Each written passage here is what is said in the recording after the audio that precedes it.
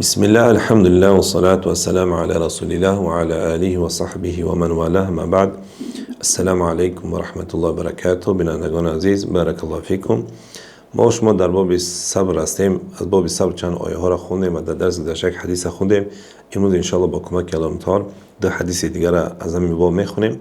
حدیث اولا نقل میکنه ان ابي سعد بن مالك بن سنان الخدري رضي الله عنهما أن الناس من الأنصار سألوا رسول الله صلى الله عليه وسلم فأعطاهم ثم سألوه فأعطاهم حتى نفد ما عنده فقال لهم حين أنفد كل شيء بيده ما يكون عندي من خير فلن أدخر عنكم ومن يستعفف يعفه الله ومن يستغني يغنيه الله وما يتسبل يسبره الله وما أعطي أحد عطاء خيرا أوسع من الصبر. متفق عليه. حدیث بخاری و مسلم است.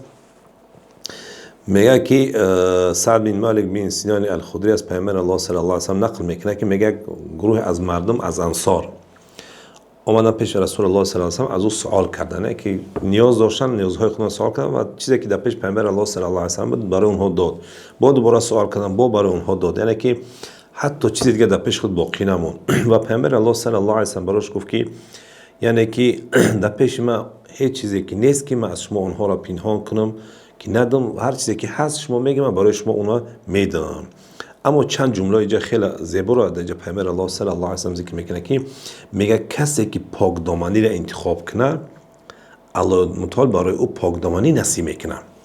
به این معنی است که یعنی کسی که اون چیزی که الله متعال حرام کرده است از او خود دوری کنه و به حرام کرده الله نزدیک نشوه، الله متعال برای عفت و پاک دامنی نصیب میگردونه. میگه کسی خود بی نیاز بگیره، یعنی که اون چیزی که در نزد الله هست نیاز خود فقط از الله بدونه، از غیر الله نه، از مردم نه، از مردم سوال نکنه، همیشه مشکلات حاجت خود از الله متعال درخواست بکنه و اون چیزی که در پیش مردم است خود بی نیاز بگیره، الله متعال بی نیاز میکنه. و میگه همچون کسی که اگر صبر کنه در برابر مشکلات، سختی ها و مصیبت ها و فقر، تنگ دستی و هر نوع سختی ها باشه، اگر صبر کنه الله تو برای او صبر نصیب میگردن.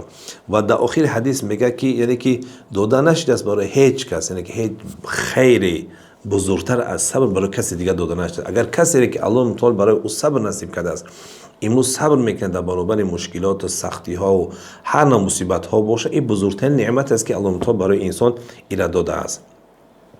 یعنی این حدیث چند تا نقطه خیلی مهم از ذکر میکنه. این است که باید انسان همیشه پاک دامنی انتخاب کنه، با آن چیزی که الله متعال حرام کرده است به اون نزدیک نشود، به زنا نزدیک نشود، به اسباب و وسایل زنا نزدیک نشود.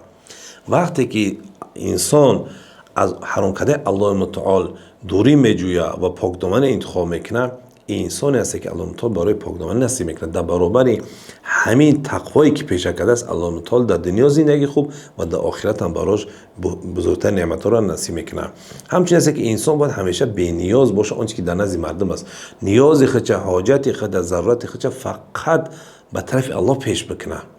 این بزرگترین انسان همین است. اما وقتی که انسان آنچه که در نزد مردم است همیشه یعنی که توجهش به طرف مال مردم باشه، چیزی مردم باشه، شاید مردم یک روز بدن یک روز براش ندن، لیکن وقتی که انسانی که نیاز داره صادقانه از الله تعالی نیازهای خود طلب کنه الله تعالی او را به نیاز میگردونه.